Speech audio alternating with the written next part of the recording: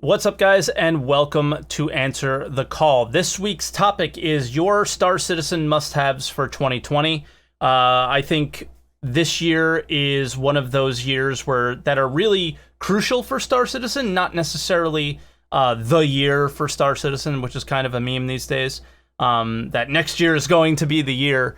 I don't feel that this year is going to be necessarily the year for Star Citizen, but they had a lot of momentum going into the end of the year, with 3.8 being really successful, in my experiences, at least on YouTube and Twitch. I saw a lot of people interested in the game, searching for it, excited about it. So I think this year is really, really crucial to make sure that you make those new players that have become interested in your game lifelong backers and continuing on being interested in the game and them telling their friends and so on and so forth. I think this is a really, really crucial time for Star Citizen. So I asked, what are your must-haves? What do they have to do this year to satisfy you, I guess? I think we have to keep things realistic. Releasing the game isn't an appropriate response to this kind of question, I feel like. But realistic responses would be what would satisfy you with their progress this year? What do they need to progress on? And I'm going to go into my thoughts on this subject, and it's two main things. One of them would be persistence, not just platform persistence, but full persistence, right? If I leave my ship here on this planet, when I log back into the game, that's where I am. If I leave this mug like Chris Roberts, same thing, right? And the other thing would be the dynamic economy. And we are seeing the first steps of the dynamic economy on the roadmap in 3.9. I think we're going to see a lot of roadmap jumbling in the next week or two, as kind of alluded to in Star Citizen Live this past week with Lando and everybody. So I'm more on those two things, is seeing a dynamic economy in Star Citizen, see things change dynamically where you're not doing the same thing for trading or for mining or for anything like that. And then persistence would be really nice. The other thing would be risk versus reward. I think we have lots of rewards in Star Citizen, obviously Alpha UEC ships, but we don't have a lot of risk or risk and reward type gameplay. And I think that that's something that I really want to see change and progress in 2020. So those are my must-haves. Now it's time to talk about your must-haves. And our first caller is VALDOVASDINGO. It's a hard name to say. VALDOVASDINGO, welcome. How you doing? Good morning. Yeah. Before you get going, you might want to turn me down a little bit. I hear an echo and I hear myself in the background.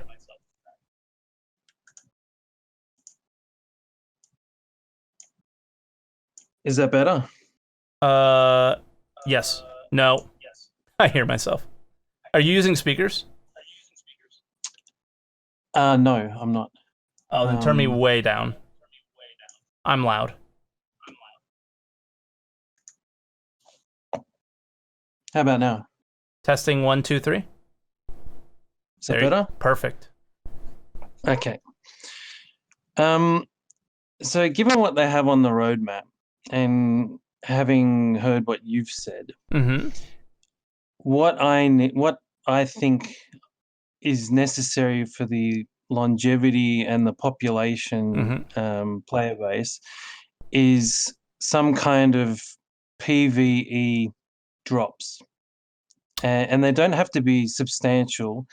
And given that they've got the 0G push and pull being introduced, just something to scoop up, something that you can EVA out and suck a ball back into your ship, that would be comparable to your risk versus reward kind of mechanic.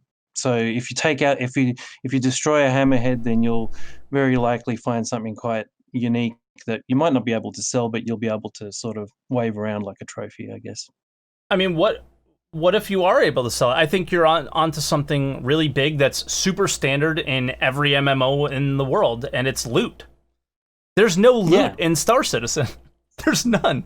Yeah. The last time that we heard them mention loot was that in caves you might find some things, right? And there is some, I guess, where there's literally shit that you can pick up, and some other stuff that's loot, harvestables. But loot from me would be more looting off of a kill of an NPC, like you said. Yeah, exactly. Yeah. So like it would actually make the 890 jump mission almost quirky, because you might find something that you would normally not find around in the verse, and to somebody that can have value, Yeah. Imagine looting a player's armor off of them. Yeah. How does that play in for you with the way that ships currently work, where, okay, I've purchased upgraded weapons and components, and that player can no longer lose them? Well, if you destroy someone who's carrying cargo, they lose cargo, don't they? They do. I guess that we technically have loot now, because that is one thing that happens now, is that they do drop some cargo when you destroy ships that have cargo in them. But has anybody scooped it up? I believe so. I haven't tried yet, but for me, more loot's really important, and for me, it's more like FPS kills and looting, but also ship kills and looting components, less cargo. I heard somebody say today that they saw an NPC caterpillar with cargo, and that also got me excited. So more of that. Yeah, so building on that, because I think they did start it in 3.8. So now just building off of that is more what you would want to see. Okay, cool. Yeah. Is that it? Is that the only thing that you really, that's your must-have for 2020, or is there anything else that comes to mind? The only other thing comes to mind is I'm sort of interested in the mechanics that can help with roleplay and partying up and communication in general. So they really need to get that sorted. Yeah, I think that would be a theme for the must-haves for 2020 this year. I agree with you wholeheartedly, and I wish I kind of mentioned that in the beginning, was Chris Roberts has mentioned a couple times, and I agree and then completely disagree at the same time with this statement. He said this a few times, that Star Citizen has enough gameplay or enough elements of gameplay in it to compare to a lot of other games out there. I'm not sure what games he's comparing them to, because that's where I disagree. Is sure, if you look at the Steam, library, there's tons of shitty games on Steam, but as far as games that live up to or that are in similar categories as Star Citizen, I would have to disagree with them, right? But if you did the quality of life fixes to make playing with other players a lot simpler and a lot more enjoyable, then you still do have a fun game. I just don't know what games you would compare Star Citizen to at the moment, but it is enjoyable to play if you do some of those quality of life fixes. Maybe, I think, just a third thing that I would probably like included would be, and I think this might be a very simple thing, is that somebody's QT spool gets interrupted if you shoot them. Yeah, I don't know if that'll be something that happens, but I've always said that, and oh my god, that I get flamed so hard for this, is for PvP, players can run too easily. And I think what you want is just a better PvP experience with spaceships, right? Yeah. Let's instead of making it so specific, so you want them to try and focus on ship versus ship PvP more, and I think that's going to be a theme of today's show as well. Well, all right. Valdovas, I'll leave you there I unless you just have want to more. Go. I just want to make one mention is that yesterday I saw a streamer spend an hour bounty hunting somewhere. An Yeah. hour. Yeah. And and there were other people involved as well, and it was just a long cat and mouse. Yeah, and I think, I mean, there's bounty hunter improvements on the roadmap. I don't know what those Yeah. will entail, because quantum traveling and jumping all over the place is a thing, and I guess we have to buy that one spaceship that can prevent them from quantum jumping right now, because that's the only way to do it. Yep. So yeah, there needs to be other ways. I got flamed for that, but you shouldn't have to buy one spaceship to prevent somebody from flying away. So maybe disabling ships. Again, I'll try and broaden it for you a little bit. Disabling Maybe they ships. could add something to the distortion guns or something. Maybe. Exactly. Yeah. Well, all right, Valdovas, we'll leave you there. Thank you so much for being the first caller. We for those of you guys that didn't know, we had a struggle to get people in for the calls, and he was the first one in, and then people started to flood in after. So thank you very much for that. Thanks very much. Yeah, man. Have a good one. All right, and our next caller is First Emperor, and I'm still really rusty. I'm not as prepared as I should be. So first, what are your must-haves for 2020? And Hey, yeah, how you doing? I'm doing pretty good. I do have a couple, and a lot of them are pretty old stuff that makes the experience worse than it could be and should be. You mean like removing those things? No, not removing, but just making them work properly. Uh-huh. Like, for example, the party system is like the oldest problem ever. It takes ages to get people together, and I lost markers. I lost markers. Someone crashes out, and you have to wait until he gets back in because the server is full and all that kind of stuff. Yeah. And if that goes away and the party system actually works consistently, you can have all that emergent gameplay and a better experience overall, because if you play with other people, you are going to have more fun, unless you're a solo player. So I think that's one of the biggest issues, and that issue has been here for a couple of days.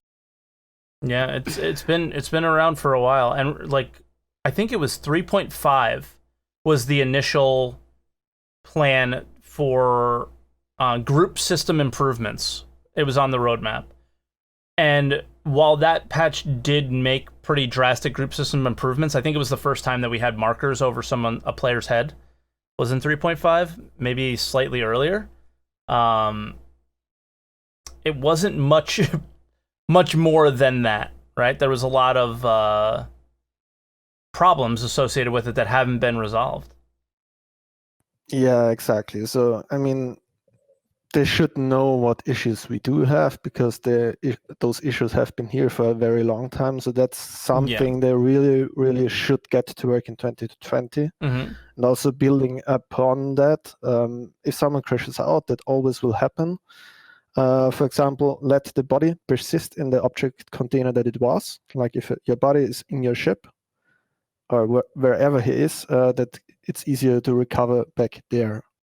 Which, I mean, they had the crash recovery, but I don't remember the last time that actually worked. It's worked for me, but the thing is it doesn't work perfectly where you lose party markers. The mission that you were on is now not working, right? There's like all these other systems that tie into it that are exactly broken. And that would bring me to the next point as well. Okay. Like money persistence is for me very important, especially if you start out from scratch. It takes a very long time to be able to afford the next ship. So if like now with the next patch, even if it's necessary, I can understand that. But if the next patch wipes all my progress that I had for a while, and I don't have as much time to play as others, then it's going to be a very, very you become discouraged, right? Yeah, it's like, okay, I have to do all that kind of stuff that I worked for again. And mission persistence. What do you mean by mission persistence? Like if you take a mission today, you can come back to it tomorrow, or if you crash out, okay. if I crash out, for example, yeah, and I'm not really sure because I haven't tried in a long time to do the story missions, if they persist or if you have to start from scratch again. Or Yeah. you always have to do the Pro-Tem contract again in order to hunt down other players. I'm not sure. Okay. That was a question. Sorry, to say it again because I got distracted by something in Discord. Does mission progress persist between sessions? No. Okay. That's a very big thing. Yeah. Because I can kind of, even if you crash out, especially if you start the story missions and never get to the end, not by a long shot. So that is something that I actually really do. Yeah, and the problem in a lot of cases is a lot of those missions have timers on them. Yeah. So if something happened, you know, you lost connection to the internet, by the time you got back, a lot of the time the timer would have passed, and you've lost that mission progress, right? And especially when it comes to mission givers, if I'm correct, the Miles Eckhart missions are pretty unique and have some progression to them now. And if you fail, that could be a big deal, right? Especially if they're keeping the reputation with him and you failed a mission with him, then your reputation's lower than what you want. So how do you get back into that mission tree that you were trying to get into? So it's tough. But yeah, you also don't know the requirements, which is also hard to get. I mean, you can probably look up in wikis right about now, but as a player, if you don't use other sources, it's hard to tell what you need to do to get this guy's mission, etc. Let's get back to the wipe. Let's get back to the wipes real quick before we move on to anything else. I argue that Star Citizen, while it can be fun, I don't think it has enough content to warrant not wiping. Occasionally. Now, for me, occasionally would be every 6 months. So, you know, you have 2 patch cycles, and then you wipe. And this would be, of course, if they didn't have a reason to wipe, right? Like, you know, obviously, like issues that we're experiencing in 3.8. What is it for you? Because you said, I don't want to play unless I have persistence. And you gave the point of, you know, I just made progress now and they're going to wipe it. Where would the cutoff point be for you? Because I feel like you feel similar. I don't think anybody could disagree with me on that statement that Star Citizen doesn't have enough in it to progress towards to warrant never having a wipe again, obviously.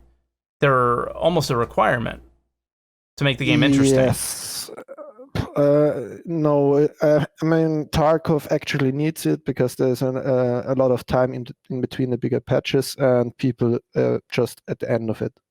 If you see it from a perspective like mine, I want to earn stuff, I want to get the next bigger ship. I will never achieve, I don't know, buying a constellation if I start from scratch with the amount of wipes that we have. Even if we go from 3.8 to 3.9, which makes sense to wipe there, I have no chance to make that in my time that I have to play.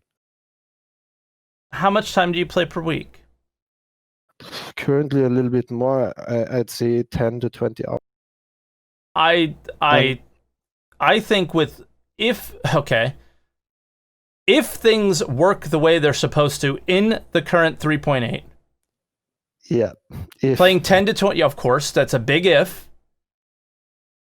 If things worked, for example, if one thing worked, like the rental system, you can absolutely earn yourself a constellation. You can earn yourself a caterpillar playing that amount of time per week. Yeah, if things worked properly, yes, but I wouldn't expect it in Star Citizen anytime soon. Like yes, but we're talking specifically about the economy. and how often it should be It what. feels okay. I think the rewards that you can get kind of are okay if everything would work, but that's not what we have. And just to move forward, because we're kind of getting sidetracked again. Yeah. Loot is a very, very big thing that would be easy to implement and would also make a lot of stuff a lot more worth than it is right now.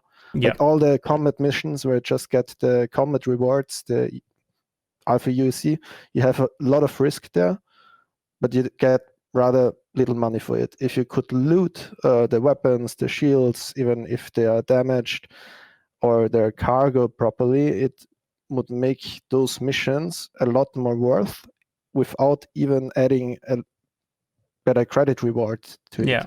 And that should be rather easy. So like loot, selling stuff that you find doesn't have to be the proper salvage system, just finding stuff, selling stuff. And you get into a loop of like in Diablo, you just get the loot in, sell it, it's much more rewarding. So that's a very big thing for me as well. But even in Diablo, you're not just getting the loot and selling it. Sometimes you find loot that you really want to use, which is super rewarding, right? And that's what is a big piece that's missing from Star Citizen is imagine if you did a mission and you got something that you could put on your ship and use. Instead of just constantly seeing your Alpha UEC go up, which is rewarding, of course. It's like, oh man, I hit my first million. That's a rewarding experience for me. It always has been. But imagine doing something like a mission and earning a weapon that you really like, or a unique weapon that you couldn't gain other than doing that mission. Weapon, or something that you couldn't afford and you loot it. Yeah. It's if so you think rewarding. About it, Diablo and all those loot games actually don't have that much gameplay in it. It's just the loot. Yep. That motivates you to move forward. I think that's what makes Tarkov so popular right now, is because it has those looting elements, but then it also has deeper mechanics on top of it. And I think Star Citizen can learn from that a lot, and I hope. That's one where I don't know if it's realistic to see in 2020 or not, because obviously I'm not a game developer. I don't know what their priorities are this year. But that element of looting, I think, is a huge element of MMOs, and I hope we see it sooner than later.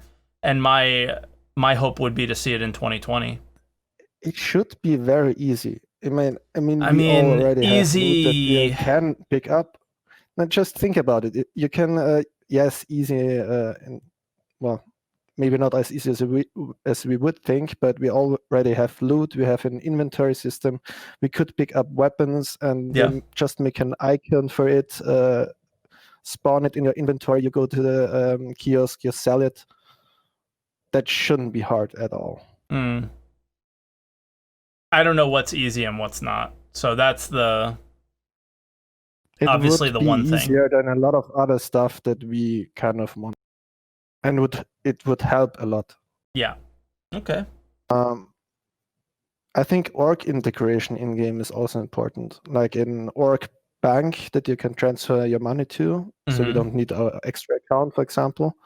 And jumping in with org mates, a default org chat channel in game. Yes. I think that would be the first thing that they could do. I think the first things that you mentioned were definitely needed, but I think the thing that you could definitely see in 2020 is an org chat, and that'd be the first step. Is be like, these players are tagged in this org, therefore they have an extra chat box that shows up for them, and then they can build from there. Those people that are in the org should also be in an extra contact list that you don't need to manually add, so you can jump in with. What else? For me personally, better no fly zones like the gates of Lorville. Oh god. Oh well, we already know we're seeing that in 2020. So Lorville is really bad right now. You don't see where the zones are. God. I think you'll get what you want for that, so that's good. That's just something that frustrated me the last couple of days a lot. Yeah, so it's just fresh on your mind. Yes, All right. Well, is that it? Or is there anything else you want to add before I let you go? I think I covered most of the stuff. I probably forgot a couple, but whatever. Mm-hmm. Okay. Sounds good. All right. First, I'll let you go, and we'll bring in the next caller, man. Thanks for your call. Okay. As always, You're appreciate it. welcome. Yeah.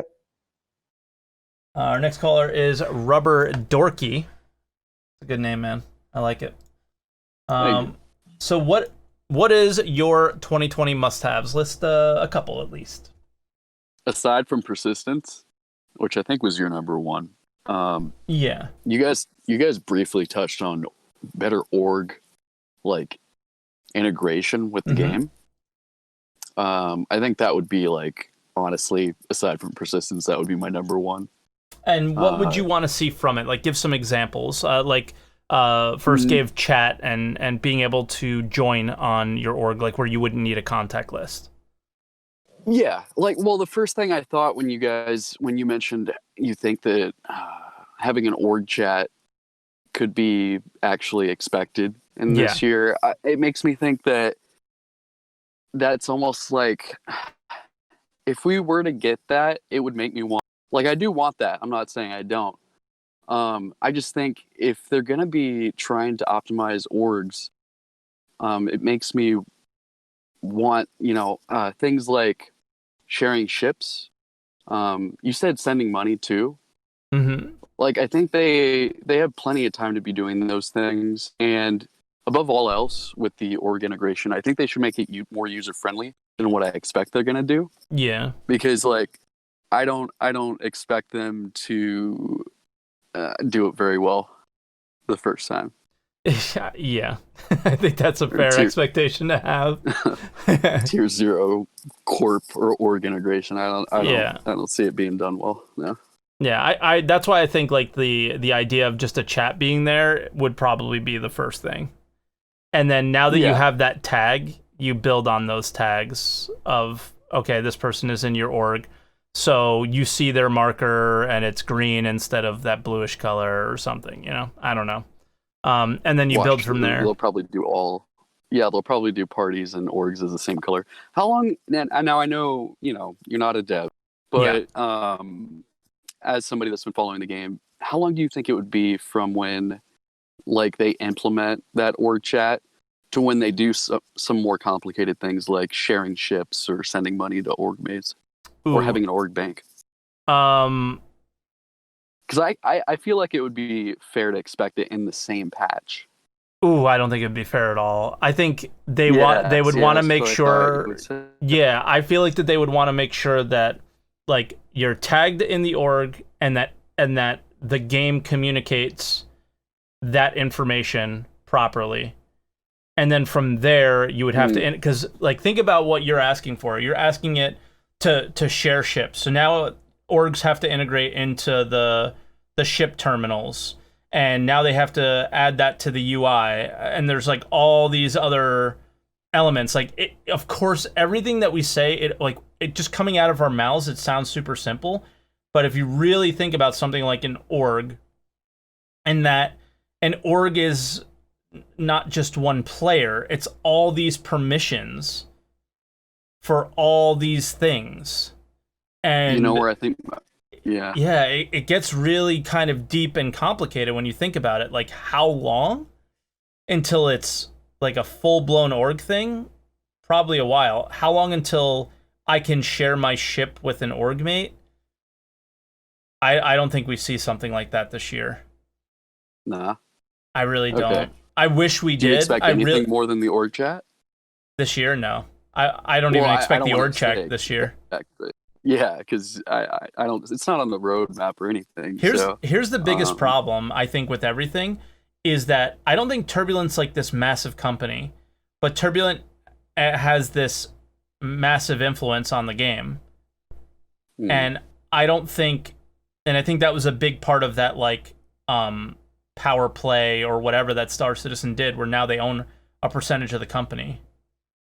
And have, seats on the board, is now they're able to prioritize a little bit better what they want out of Turbulent. And maybe they prioritize hiring, and things like that, because basically all things website seem to have gone away, and it's all the way the game integrates with the platform. So it's platform like being like the economy services, your ship terminals. So the terminal knows that, okay, these are the ships that you have on this account, right? You're in this org, these things. So the game has to say, okay, I'm the game, and then I go and grab this information about you and your account. Now it would also have to grab information about your org and all these other things. Because think, like, again, look at what an org actually does. It's crazy. Holds members, right? Well, if it's pulling this stuff from the website, like all the org information is from the website too. That's why I feel like it should be easy. But you did make me think more about it when you brought up the UI for, you know, ship terminals and stuff like that. Because am I right in thinking who sees the org bank? Who what? Where does the org bank go? Who sees it? Who can touch it? Sees it? Who interacts with it? Where does that go on the MobiGlass? Like, there's so many things, right? Yeah, when we could get into that. But immediately, like with that specifically, I would think that they would have to... I think that they're going to end up wanting to adjust the roles and stuff if you've gone into the org stuff on the website. Yeah. Like how there's only like 4 roles. I think they'll end up wanting to... I mean, I would love to see something like Eve, you know, but that's probably a bit too complicated. Or maybe even custom roles where you can actually like set permissions like that. So this role can handle this bank or the banking and, you know, different stuff like that. Here would be the only thing that I think maybe could be possible. Yeah. Maybe could be possible. And this isn't happening this year, but yeah. No. I'm going to give an example of something that maybe could. Maybe. Okay. Is on the website, you can already create custom roles, right? So I didn't know that. You can. There's certain, like, I gave somebody marketing roles, and he changed the banners and everything for my org on the website. Right. Okay. But, I'm gonna let you continue. Yeah. But if they can get the chat to recognize the tag of, okay, you are in this org, likely it can also recognize your status within that org, right? What role you have. It's just another tag, right? So say you give people certain roles, then the only other thing that I think maybe they can do that might be realistic to happen within a year, but still probably very unrealistic because of what priorities would be as an individual in said org, you can say, this ship is shareable, and you would tag it in your hangar on the website. And then anybody that has a certain role in the org that you're in is able to use your ship. See, I'd love to see that. But again, not a game developer, have no idea how complicated that is, but that seems like a more simplistic way of making an org thing happen. But orgs don't happen until you have an org bank. And you're able to say, all right, all of the money that people are earning in the game, the org gets 10%, 1%, 2%, whatever you decide. And then some kind of the org is like this overarching entity that gives permissions out to the players within it, and players play within those permissions. But I don't see that happening in 2020. Therefore, I don't see orgs even being a relevant thing other than a separate chat. And maybe like what First said, instead of saying join friend, it would say join org mates as an option. Yeah, I don't see it happening either. And also because of that, I think that's the number one thing to actually get a persistent playing base. Okay. I agree. And it's I don't know if I could say more than persistence, because this is a unique case with this game being, you know, an ridiculous. MMO without persistence right now. Yeah, I mean, ridiculous. And it's because the player base is always in flux, right? People phase in and out, they get bored of it after, you know, a month or whatever. Yeah.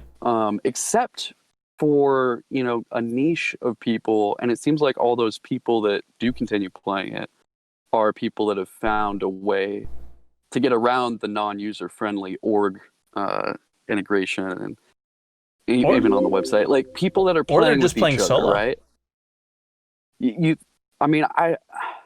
I'm assuming that people that play solo aren't playing for a year straight, but some people do, but they're very few. I mean, I'm sure. So let's try and get back on topic. Sure. Though. Yeah. Your must-haves for this year. I think we established that maybe your must-have for org stuff probably is impossible for this year. So with that said, what would you want to see?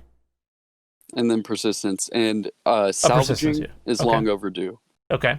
And I think that maybe this is a bit much to ask too, but salvaging, not just in terms of like breaking apart ships, but I think that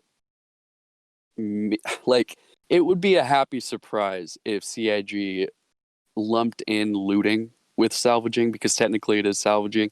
You guys said a similar thing on a previous show. Yeah. About some guy brought up looting in Star Marine, or what was the other one? In Arena Commander?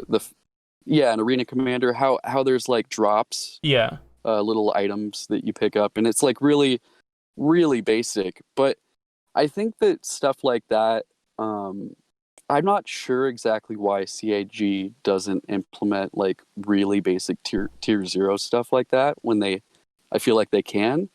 And I have one theory why they're not, and it's that I think that they don't really need a whole big player base right now. Because I feel like they could. But so anyways, a must-have for me for 2020 would be the long overdue salvaging. Like that's okay. It's kind of out of hand. All right, that's fair for me. Yeah. Okay, well, thank you, Rubberdorky. We'll let you go there, and then hopefully we'll have you on another call in the future. Yeah, sure. You guys, you don't typically like have people plugging stuff here, right? No, but you can if you want. Okay. I don't care. Oh no, that's fine. Do you stream or something, or have a YouTube channel or something? Yeah, I'm starting I've been doing YouTube for a while on a channel called Rubberdorky, but I'm starting to do Star Citizen videos on a channel called Rubber Zero. Okay. But thanks for letting me plug that. No problem. Even though it's unusual. I don't think it's unusual. I think it's like we're all friends, and especially if it's YouTube stuff. Like if you're like, hey, I'm gonna go live in a few minutes, then I would never have you come on the show again. But if you're promoting a YouTube channel, we can all watch YouTube at different times. It's not that big of a deal. I think the YouTube community is a lot more friendly. On Twitch, it's a lot more like ruthless competition. So it's a little different. Yeah, I haven't really explored Twitch. Actually, you're probably the first streamer that I've watched in months. Cool. Well, thanks for being here. It was a fun stream. Yeah, it was cool watching you guys. Thanks, man. All right, we'll talk to you later, though. Have a good one. All right, buddy. Be good. All right, and our next caller, I'm not exactly sure how to say their name, so I'm going to ask. Kales, is that how you say the name? Yep, Kales. Kales, okay. Kales, what are your 2020 must-haves? Yep, so I'm going to just go against pretty much everything everybody else said. Nice. And I think that looting and all those organization features can come in within this year. Okay. Only because based on the roadmap. All right. So what things on the roadmap make you feel that way? So, as far as I know, that pretty much every feature that most people want, salvaging, data mining, security systems, and all that other stuff, like all that requires a UI rework. And the reason that they don't put in things is that because they use Flash can't use a lot of the systems that they want to use to implement things. So a new UI rework would obviously, I think there was a leak on Reddit before, like somebody said, oh, this looks like data mining because I like data blocks and stuff like that. Like, it's probably a lot easier to put in game mechanics if they use that. Things like org mechanics too. If they want to put in org mechanics, then the UI rework would obviously let them start with that more. Yeah. It's weird. I thought that the building blocks thing was done, but it seems like it's still in development, or they're focused on just like the helmet visor right now, which is maybe a little bit more complicated. I would have thought we would have started seeing screens all over the place by 3.8, and I haven't seen too many major changes with that yet. Yeah.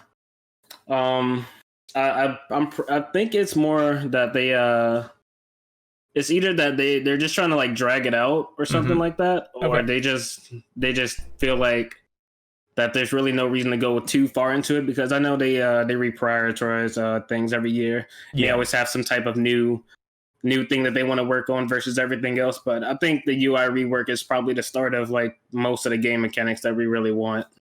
Things like if you look at the roadmap 4.0, if they don't shuffle anything around, if everything goes according to plan, which it won't, like things like ship-to-ship docking, like how do you see how close your ship is to docking without a new part of the UI? Things like the multi-crew expanded pilot role, like how does somebody see new orders and everything else? So I think most of the year is going to be a UI rework, if you really think about it. Okay. I think that's fair, yeah. Because I think most of the game needs a UI rework, right? And is that like a must-have for you?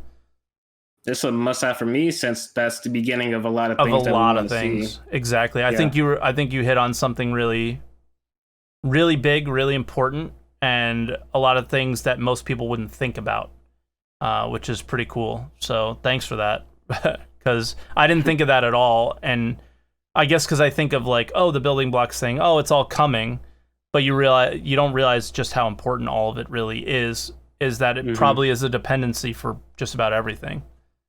Yeah. Okay. Is there anything else you want to add? Yeah, I have. Well, I made a little list, but he's got a list. Peppo G, he's got a list, guys. All right, let's read off some things on that list. What are your top 3? Well, obviously, the UI thing was one. So top 3, physicalization, since I know soft body collision and components is in the works with Squadron 42. And that'll get put in some point for the PU. And I know we already talked about iCache. I think that iCache will also play into like things like player location, like the what the player status is, because I'm tired of looking at terminals all the time, because terminals are kind of useless. Like we should probably have more things on the mobiGlas. It's pretty stupid that it's that way. But even what's weird is even then, isn't mobiGlas just like a glorified terminal that you're walking around with? Yeah, but there's no reason that I should not be able to request my ship on my mobiGlas instead of having to walk to a terminal. Like it's $29.50. What's the point in doing that? Yeah, I know CIG said that they want to like bring players together, but like from a ease of use perspective, like that's pretty stupid. Yeah, it hurt my feelings when you just said it's $29.50, because I remember when it was, $29.42 and $29.43 and all that. Wow, it's been a while coming. Yeah, that was I feel old. That was an attack. I feel an attack. All right, so what else is on your list? I kind of tied all these things together just because physicalization and the UI rework will probably come together. Yeah. So things like I know they always want to say that that they want cargo to move, like be physically moved on the ships. Yeah, he said that on Star Citizen Live this week. I was like, ooh. Yeah. They wanted they wanted to be able to. I think Todd Pepe said that they wanted loot, like things like that, like physicalization for components, all that stuff. That's probably gonna. I want to say it's gonna come into play this year, but that really depends on like things like iCache, because if the components are gonna be like damaged or anything, then they have to have those stats stayed with them.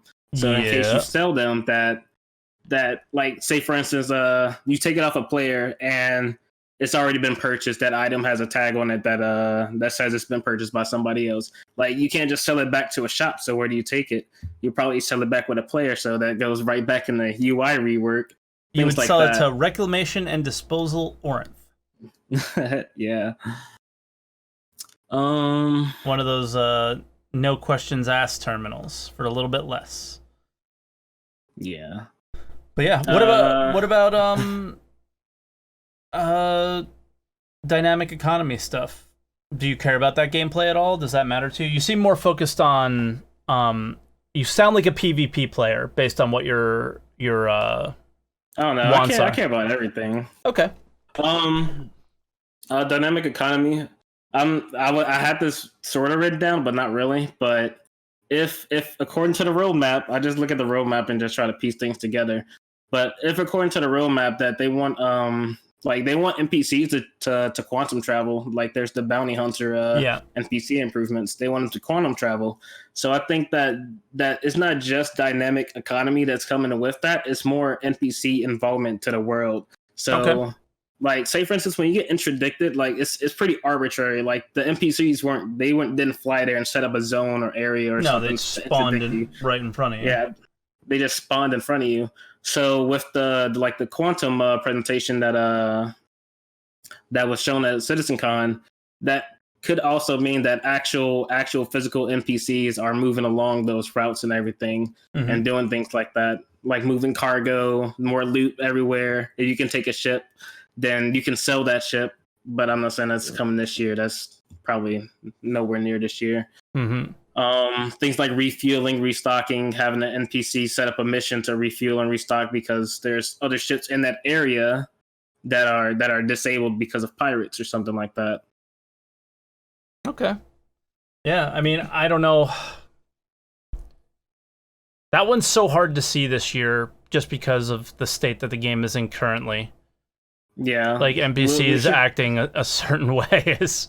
Yeah, I feel like the roadmap reshuffle is gonna definitely take a lot of that out. But yeah, like that's what I was gonna say too. Is you're looking at a lot of what the roadmap is today, and they already warned about the reshuffle on Star Citizen Live, and I don't know. I knew it was coming anyway, just cause it's what seems to happen at the beginning of the year.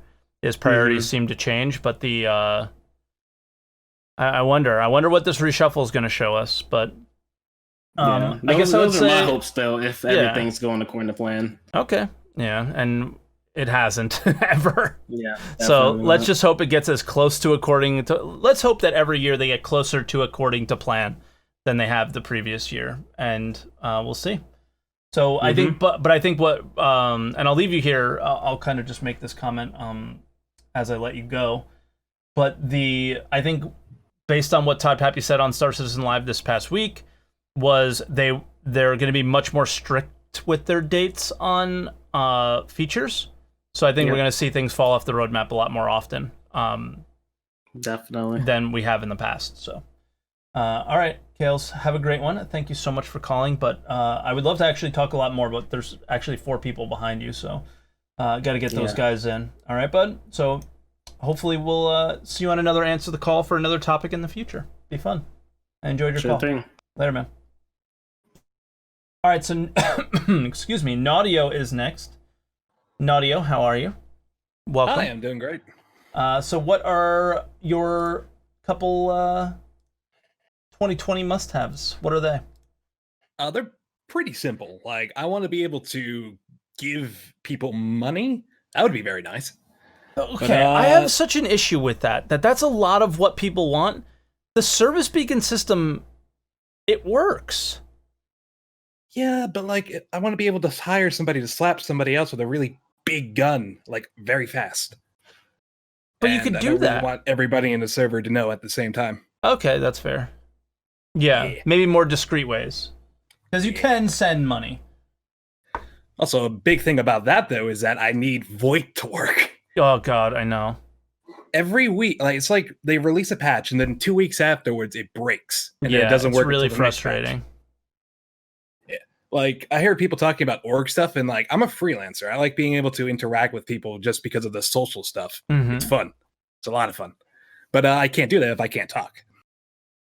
Yeah. Yeah, that one's frustrating. Oh, incredibly. And really, those are like my 2 biggest things for next year's just being able to discreetly buy stuff from people and like do other things. And VoIP, And hopefully inventory, to be honest. Like, I want to be able to carry like 6 turtles in my pocket at some point. Okay. And just like, yeah. Oh yeah, I'll be like doing turtles as a currency and just sell it to people. But I can't do that unless I'm able to actually buy them. Yeah, I mean, like I want to be able to buy and sell not just to NPCs, but to players, simply. Like, walk up to them and, I don't know. They want such this level of immersion, but I don't know how you can have it and have, like, a trade window. Yeah, they're probably going to have to do, like, some weird Moby Glass terminal thing. But that's going to come with, like, the UI rework or whatever. Mm-hmm. Yeah, I don't know. Honestly, like, my last thing, because I'm very fast with this, is that I just want 3D clouds. Reedy? No, 3D. Oh, 3D like clouds. Clouds that are not textures. Yeah. I wonder if they'll do that in 2020. I'm pretty sure it's finished in Squadron 42. Like, oh, because true, Cloud Tech. Yeah. Yeah. But they're just holding it over in Squadron 42. So whenever that gets done, they're probably going to port her over to Star Citizen. We got to wait until then. True. Okay. Nice. Is that it? That's all you want to? That's all you got? Should I let you go, or do you have anything else you want to add? That's pretty much it. Okay. Thank you for having me. Thank you. Nice problem. quick call, man. Sweet. Now I'm not ready for the next one. Later. Quams. Quams is next. Quams, you're muted, so if you hear me, you're live on the show. Hello. Hey, sorry, I was muted. Hi. Good, hello. So what are your 2020 must-haves? Gotta have it. I really want to see this in 2020. Yeah, it's pretty much in down the road, like what Kate has already said. Okay. So the biggest thing for me is the iCache. Okay. So they really need to get that whole persistent backend up and running. Otherwise, the whole thing won't move forward. Okay. And directly coupled to that, a bit from my point of view, is the physicalized damage of ships. Because without that, I guess when I look at it, I guess the whole idea about repairing, about refueling, about salvage is all tied to those things. You need to have physicalized stuff on the ship. They have to implement that. So that if you start salvaging, you actually the parts are gone on your on the thing you're salvaging from. Yeah. And the iCache is needed to actually keep the things in the game and have them back and forward. Okay. So that's really, and the other thing which I really would love to have is think of all the 4-letter works you can imagine. Physics grid fix. Physics grid fixes? This has to. Yeah. Yeah. Yeah, I agree. Go ahead though. I'm sorry. I wasn't sure what you said at first. No problem there. No, it means a conversation, so you're allowed to say something. No, well, I thought you were going to continue, so I wanted you to. No. The physics grid is something I know. I'm project leader for technical projects since long years now, and I know this is a big thing, but they seriously have to dive into it. I mean, this blocks everything. I mean, just watching your streams, which I usually like to do on especially Sunday afternoons since a year now, is just what the time you are flying around just for what happens again, or the little thing. I want to drive something into a Connie and put it in there. I mean, yeah. The rover does this. What the rover is doing there is, sometimes I would like if that could happen in reality, but normally this bouncing around is pretty annoying. Yeah. All right. I agree with that one. I think that the physics grids is, it's something they mentioned on Star Citizen Live, so I feel like it's something that's on their mind. That is like one of those realistic 2020 where we could see improvements to it. Yeah. But yeah, they kind of have to, right? With this ship-to-station docking, ship-to-ship docking. Yeah. I wonder, again, I think it's this roadmap shuffle that's coming. I really wonder where the pieces end up and where things like that specifically end up. Because we spend so much time on our ships, and putting ships inside of ships is something we've always liked to do. So It would be nice. And now it's not only things that we like to do, it's things that make sense to do. Where some ships just don't do well in atmosphere and others do. Some ships aren't great on fuel consumptions and others are, right? So it would make sense to leave one ship somewhere and take another elsewhere. So cool. Quams, is there anything else that you want to continue with? Yeah, well, go for it. Well, the UI part is basically, but Kaylee's jumped in. Maybe what just to add a bit of my experience, changing the UI is one of the biggest pain in the backs on such a big project. So I don't wonder that it takes them a while, because I mean this Flash shit is in at any place everywhere, and they have to comb through the whole thing. But I'm absolutely with Kaylee as well as you, man. They have to get that, because it's everybody's talking about game loops. I mean, you talk about game loops. Well, you do the coolest game loop all the time, like myself. I mean, mining is awesome. Yeah. I think. Yeah. But there need to be more. But I don't see them any chance to get there without the UI, the persistence, and the physics grids. And you just mentioned correctly. I mean, with the physics grids, the ship to ship and ship to station docking comes in as well. Yeah, so. and I think you're spot on there. And I think that's why we haven't seen movement on those things. And people are like, "What the hell, man? They should be doing it." And I think that CIG knows a lot better than we do in so many cases. And it's so simple for us to sit here and be like, oh, it should be easy to do. But there's so many other things that it's like, we don't want to redo work 20 times, so we have to wait until this one guy, Zane, does this one rework, and then he'll make it easier for everybody to do things. And I just think that, while it's not as fun for us, and it sometimes just makes me want to pull my hair out playing this game, I still think that they're going about it the right way, right? It's unfortunate it's just one guy really that was working on building blocks, but it allows for everybody in the company that's making gameplay to not have to require a UI team to be so interactive with it. And I think that was a smart move. Yeah, I mean you hit a point there, which I think always comes up in discussions, especially from people who are not that much into these kind of development. What CIG is doing there is, I manage international R&D projects for offshore industry since years, and I see so many things. You know, I look at the star season, and I see coming in and roadmap changes and stuff, and I look at Zayek, and I can really sort of like. Think to myself, oh yeah, I know exactly what had happened there. I know, I've seen these kind of things so often my own way, and I've been as a manager. You say, oh no, there's one bug. There's one bug, and you don't find it. It's because it's missing somewhere, and the two guys who are onto it are searching and doing and bug fixing and not working, and your whole other 20 people in your project are basically sitting there waiting. Waiting, or building, cars in the sky because they don't know what they're doing, if it will fit in anything. So it's and people like me are sitting here and not understanding why. And I think I'll add one thing that I want to see in 2020 from Star Citizen, and it's and this will always be my number one, is better and more consistent communication. I hear you, man. With what's going on and why. And I think they really need to stop with the the community will get upset so we don't tell them thing.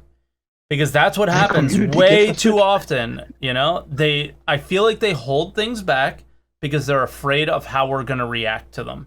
They're not doing concept ships anymore, it seems like, at least. Not because they don't want to. It's way easier to draw a picture and sell the ship rather than make the entire ship and then sell the ship. But I think that they don't want to hear it's different than the concept. I think they changed the whole fucking thing because they're so tired of it. I don't think it's because they could do it faster. I think it's because they're trying to limit the negativity as much as possible. And keep things like, ooh, that's cool. But Reddit and Spectrum explodes in negativity anyway. That's why I don't understand it. Me too. I mean, you're never like what CIG has to realize is that the backers will never be satisfied, no matter how hard you work, no matter how awesome you do something, somebody is not going to be satisfied with it. And that just has to be, like, just, it is the rule of this. And part of it is their fault. They created this monster. Chris Roberts created this monster, and now they have to deal with it. And I really hope that they continue to inform as much as possible the realistic, normal backers and listen a lot less to the angry minority. Because I think most people are like, oh, okay, that makes sense. And yeah, I think a lot of people, if they don't understand, then that's that's almost on CIG for not explaining game development better, maybe. But not I think telling what they're actually doing. That's it's saying what you're actually doing, because I feel like they explain how game development works pretty often, and I think it's the community that ignores those statements. I mean, you're right. CIG created the monster, but they should stop poking it. You know, that's the whole point. They say, "Oh, we don't have to feed it. Instead of feeding, we poke it." I mean, seriously, it's the same result. Yeah. And but one thing I have to jump in there is, I mean, man, you're doing a pretty cool job, at least from my point of view. So when you say, "Oh, I'm sitting here not understanding it," no, actually, I like your YouTube channel, and I really like to jump in. Usually, since I'm in Europe most of the time, or offshore, I don't see you that much often during the week. Gotcha. But because you're I mean, I'm on a little bit too early, right? Yeah. But I really like to have you back in the afternoons when I'm on Sunday, Saturday. So, man, I just have to say it. I personally like it. So thanks, I appreciate it, man. Continue with that, and especially like answer the call. It's a cool thing. I love since this. You were complaining, rightfully, I made my Discord account to jump in right for this. Thank you so much. And so people won't see my complaining on the actual YouTube video, so I'll reference it. I was like, I had this topic, I thought of it, I thought it was going to be a really good topic, and nobody was joining the show. Nobody was joining the Discord. And I'm like, and I sat here, and I put my head in my hands, and was like, what am I doing wrong? Why don't people want to have this conversation with me? And eventually people popped in, but it was like, I was just like super frustrated, and complaining was a good word because I was being kind of complaining. But hey, you had every right to. I don't have every right to have other people make content for me. Like, let's get real. I just love having these conversations, and I was confused why people weren't interested in having them. And some people said in chat, and somebody's saying it right now, because it's exhausting. And I get that too.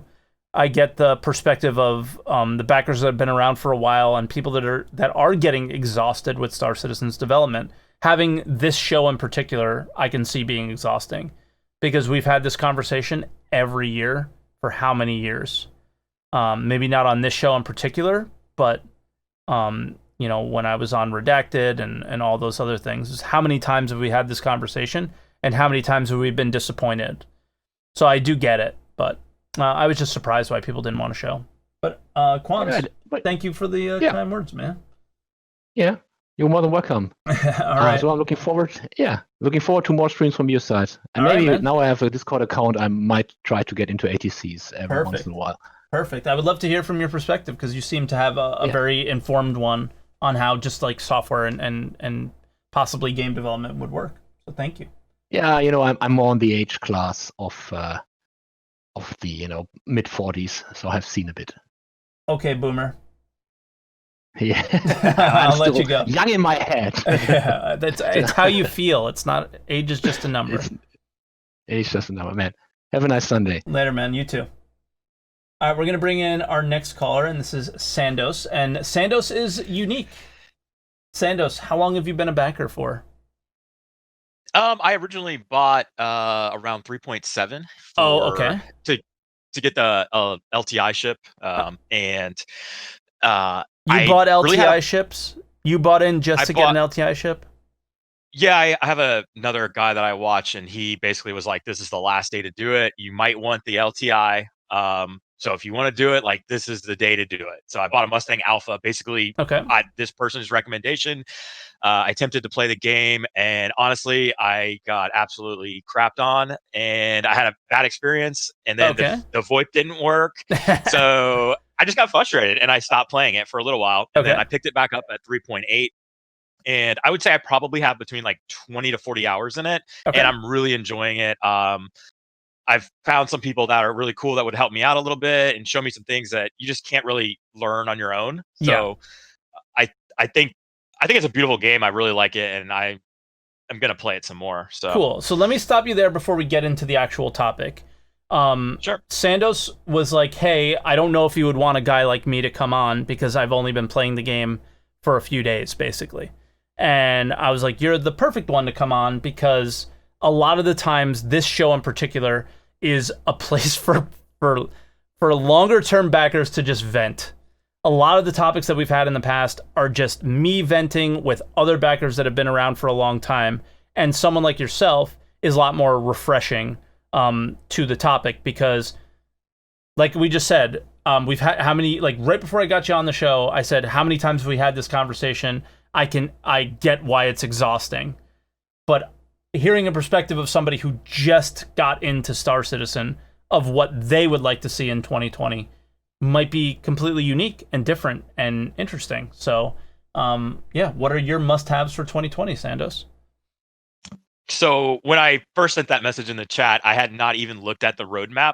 I have since looked at it, and my list has changed because I wanted to try to stay on topic. But prior to that, I just wanted to say I definitely agree with just about every single other person about the VoIP being fixed. Like that was a huge thing. It's paramount.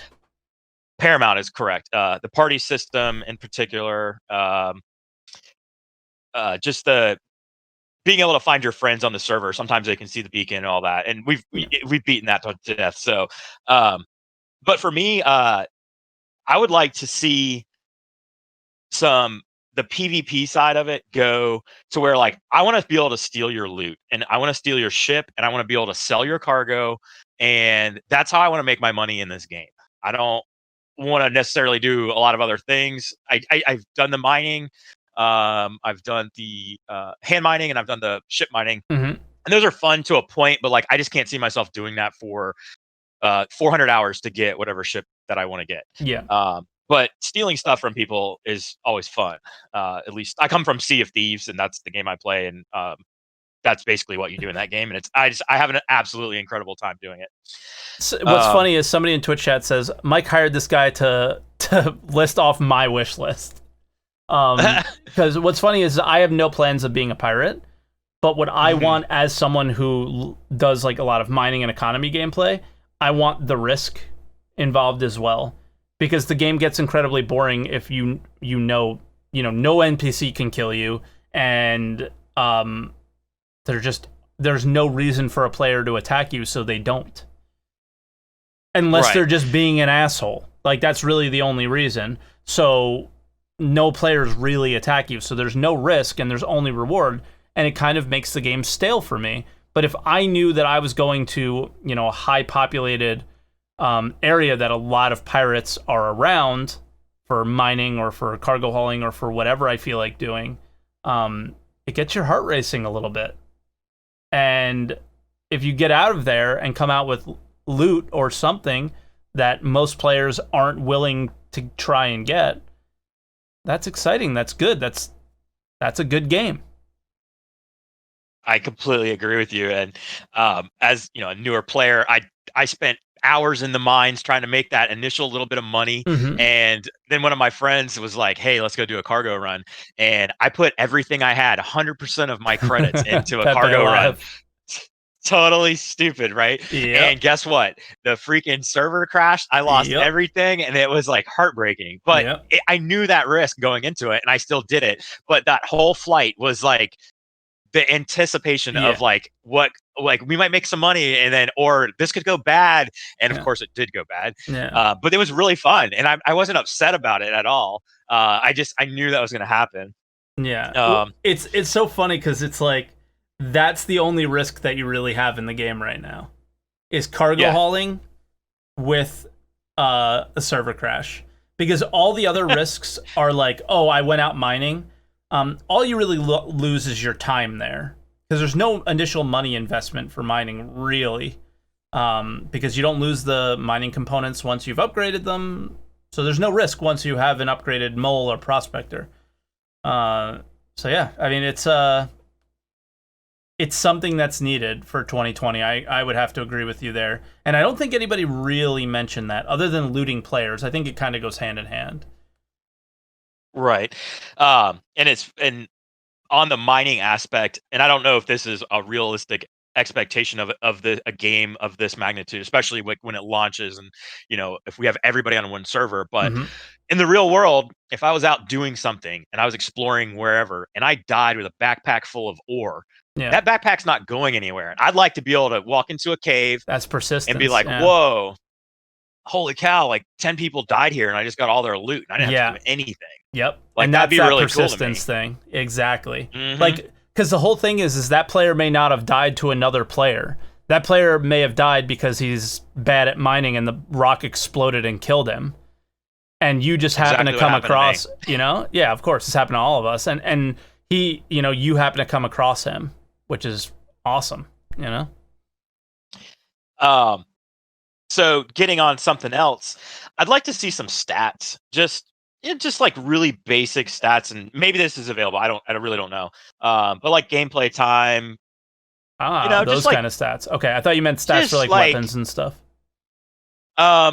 Just kind of more of like the tracking, like time spent in ships, time spent on planets, like just basic stuff that I know it's logged. Everything like that is logged. So, definitely. So on the timeline, the repair, restock, kiosk. Oh, I think I might have lost you. I hope I'm not losing internet connection. F for me, or... You can hear me. Okay, I'm here. I hear you now. You got me? Okay. I got you now. Yeah. Where'd you lose me? My internet's being sketchy. Repair, refuel kiosks was the last thing you said. Okay, so you just had a 30K error. It's no big deal. You didn't have any cargo. We're good. Yeah, right. I'm on a hardwired gigabyte connection too, so I don't understand what's happening. I had a little hiccup today also, so something's going on out in the world, I think.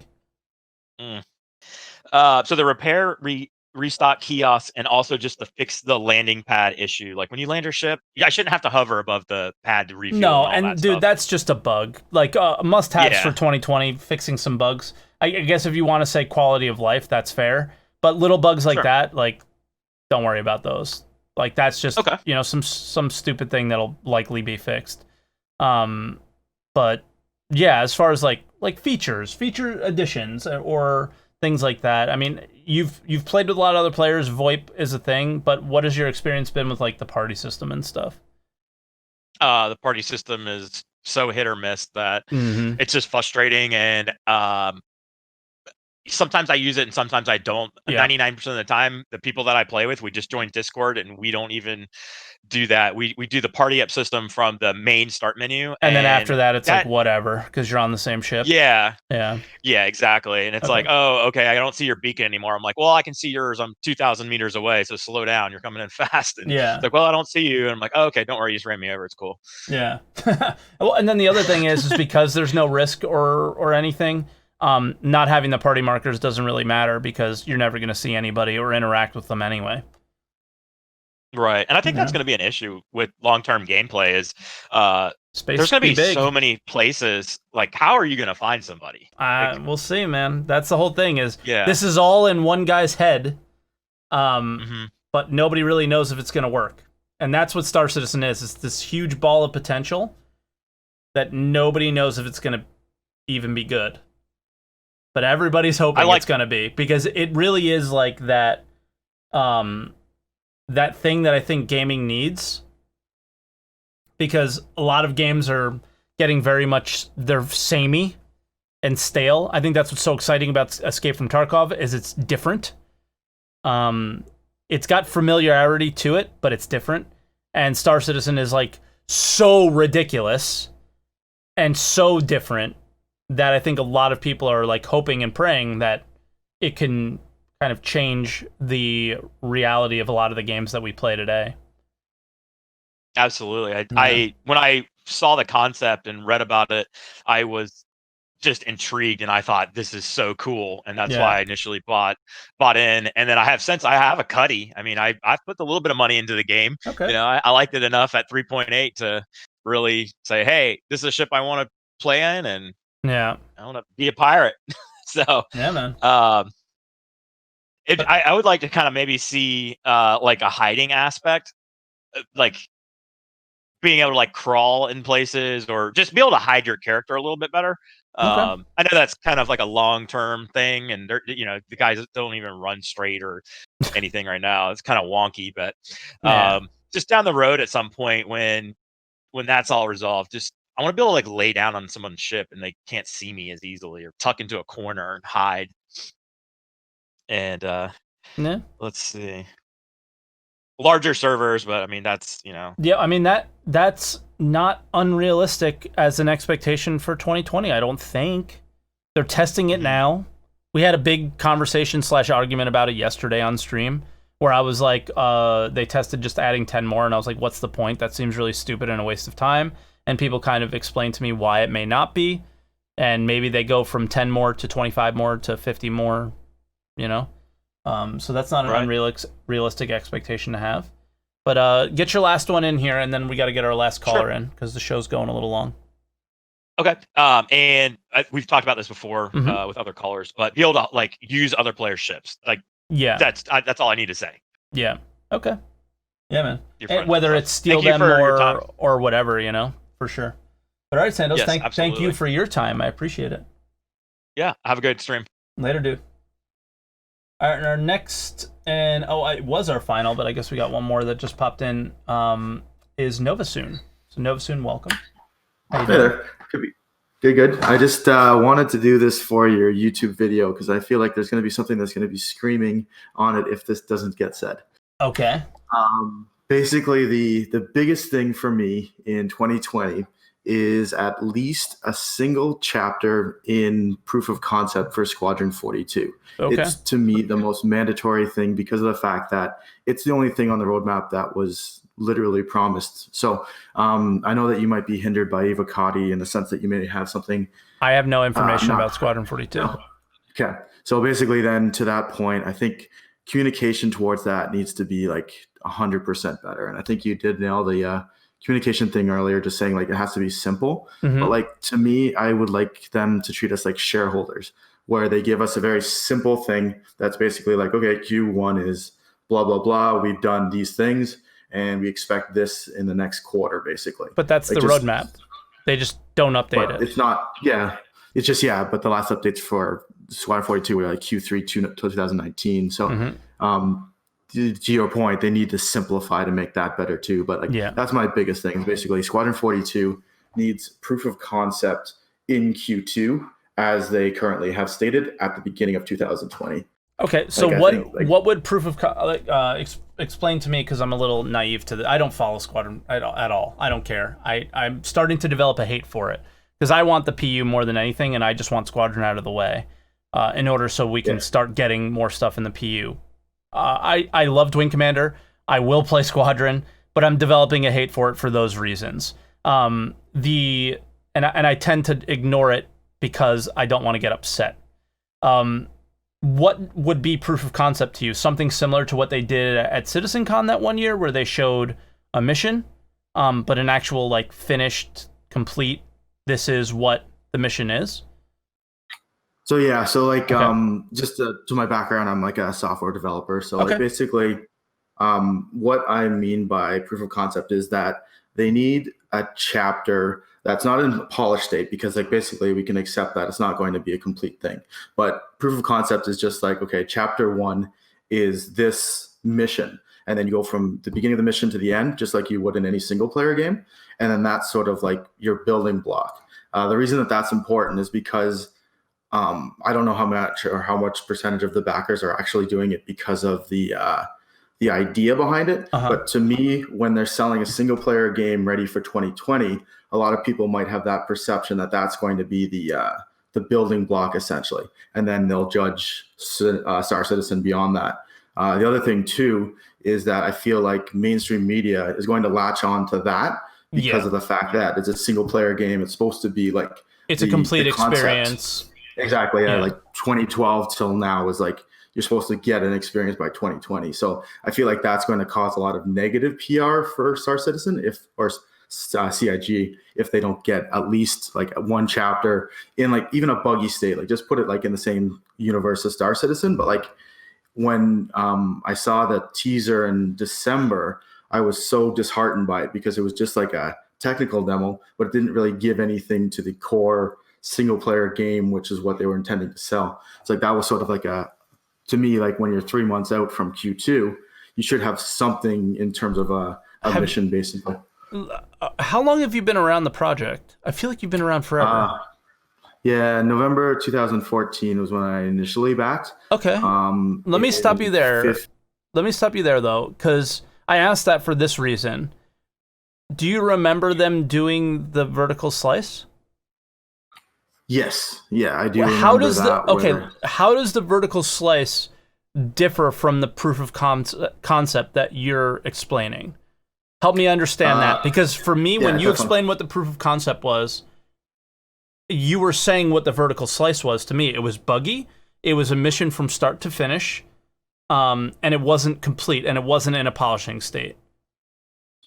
Yeah, that's fair. So the difference between a vertical slice and a single player mission that is playable by users is the difference that caused Anthem to basically get corroded and blow up. They presented something that wasn't actually a true game. They just presented a vertical slice of what they intend, basically. Gotcha. So you want something that is from an actual slice of the game that is a piece of the game that we have in our hands that we're able to play and say this is what the experience would be like? Correct, exactly. So a demo. You want like a demo for the backers to say this is the Squadron 42 experience.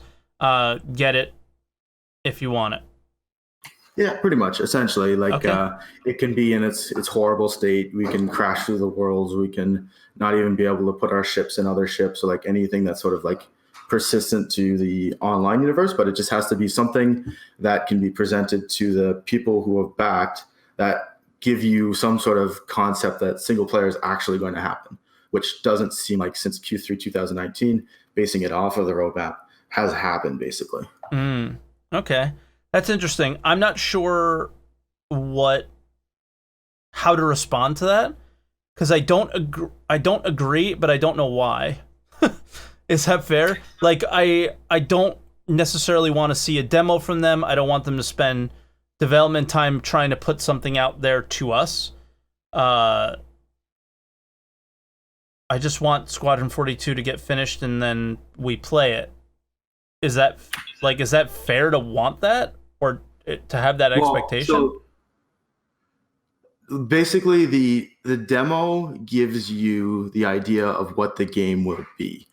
Essentially, that gives you a concept to say, okay, this is what it'll be. If we say, okay, we need the whole thing at launch, then the alpha doesn't really have a necessity, because if you're basically just saying, okay, it's all or nothing, then you're building 30 chapters or whatever's on the roadmap all at the same time, which bogs it down, versus if you're just focusing on an individual slice, as you were calling it, then that demo... Well, that's what they call it.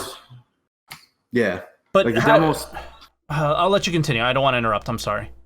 No, fair enough. So basically the point in software development is the proof of concept is your presentation of what you expect the end product to be, versus the end product, which is what they're supposed to be delivering. To me, alpha is your proof of concept to say, okay, this is one. So the reason that I say demo is because once you have a demo, you can expand on it because all the technologies are in that demo. So basically what you're doing is you're just taking that initial proof of concept / demo and expanding on what's built there. So like it's not as a big task versus going, okay, I don't want basically saying I don't want chapter 1. I just want everything at the same time, which is way too big for a software developer to sort of complete, which is sort of the roadblocks that SC has seen. And what I'm still not understanding is you use the comparison of like what was the game that's really bad?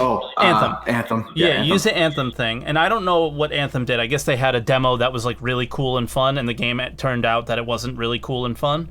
I still don't get why the Squadron 42 vertical slice at what was it, CitizenCon 2017, 2018, that doesn't fill what you wanted. I think it's exactly what you wanted. I think it was a good representation of what a mission would be like in Star Citizen, in Squadron 42. It had some cinematic elements. It had some gameplay, and that was it. It was missing some core pieces because I think maybe they did it a little bit earlier. Would you just want them to rework that mission and show more aspects of it? So I'll give you a quick Cole's notes of what happened with Anthem. In 2017, what they did was the vertical slice, which was basically they took a mission, but they cut the technology and the engine to make it so that looked like it was an organic experience where you could actually look around. But really what was happening was if the person playing the game looked to the left or right, there wouldn't be a game world. Basically, it was built specifically for the purpose of just showing off to E3. Yeah. So basically what happens there is that it's the developers knowing that it's not a complete experience. They're basically just launching a world that is pre-built to only do what it was supposed to do. The difference with what Star Citizen did with the vertical slice was, the similarity, I should say, was that they also did the same thing. If you were to look left or right in that demo, or if you were to do anything unexpected, that would not have shown up in their vertical slice, because it was the QA people who knew exactly what it was. I do apologize. I don't know the guy's name who did the presentations, but essentially, like, he just did exactly what Chris Roberts told him to do. Yeah. Yeah. Because they needed to have him do that. Okay. What the difference is that I'm looking for, and like we'll call it the demo just for simplicity, is that as a player, as a person in the universe, I'm the one guiding the experience. I'm not limited by knowing that it's going to blow up if I took a look to the left, essentially. So all you want is what they showed, but more polish. Honestly, if I were to be given the vertical slice and play that through, that would be my alpha, essentially. Okay, that's fair. It took a while to get there, but I thought we were sort of on the same wavelengths, but not. I wasn't 100% sure. No. I appreciate the clarification. Yeah. It makes sense too.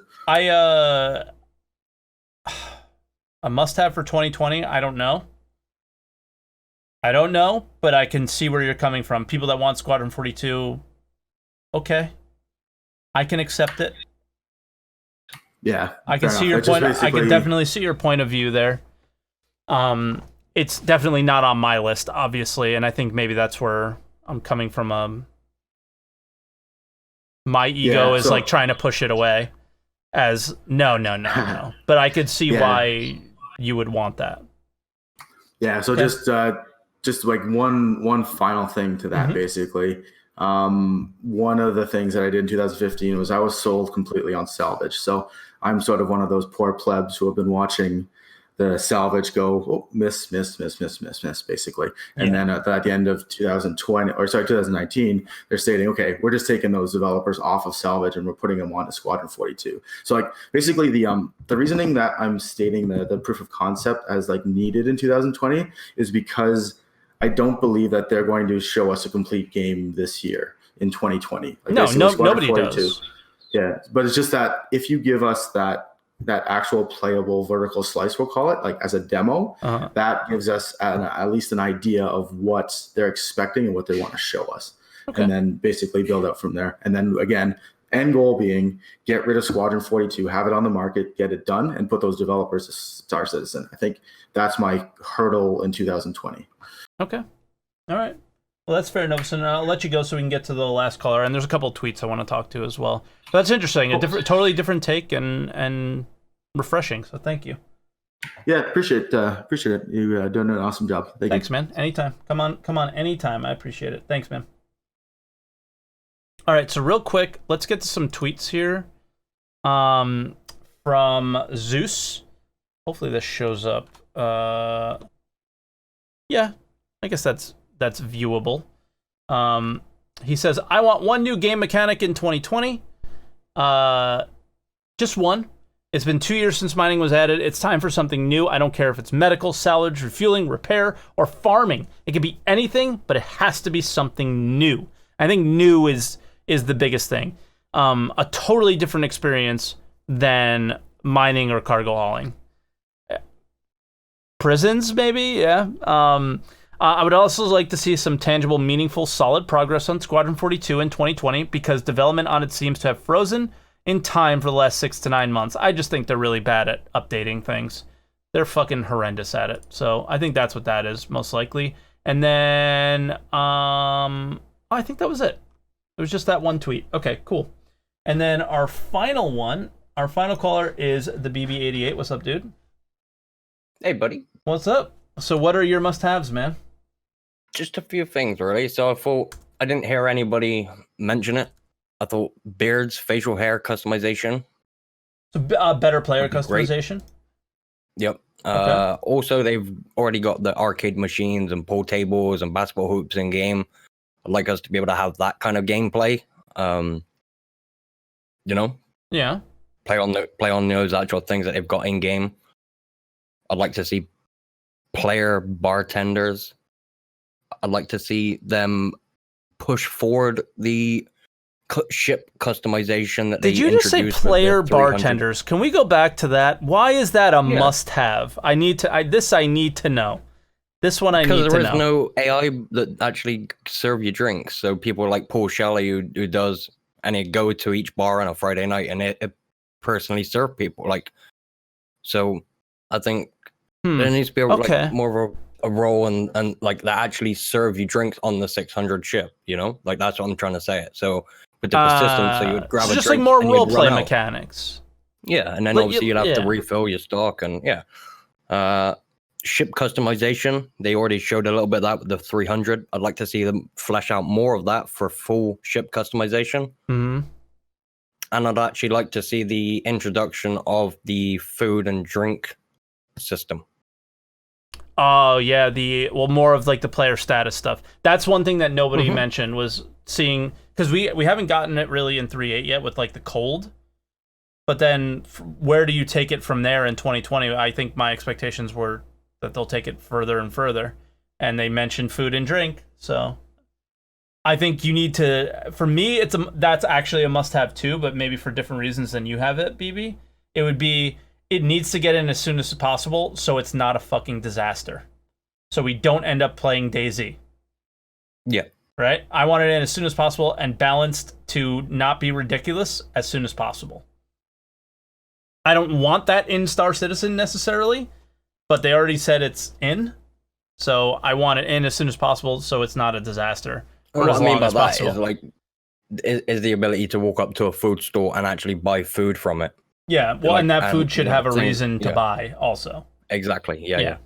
And that's where I was getting at, is you need it, but how often do you need it? It better not be every fucking 10 minutes that I need to, eat and drink or I'm going to die.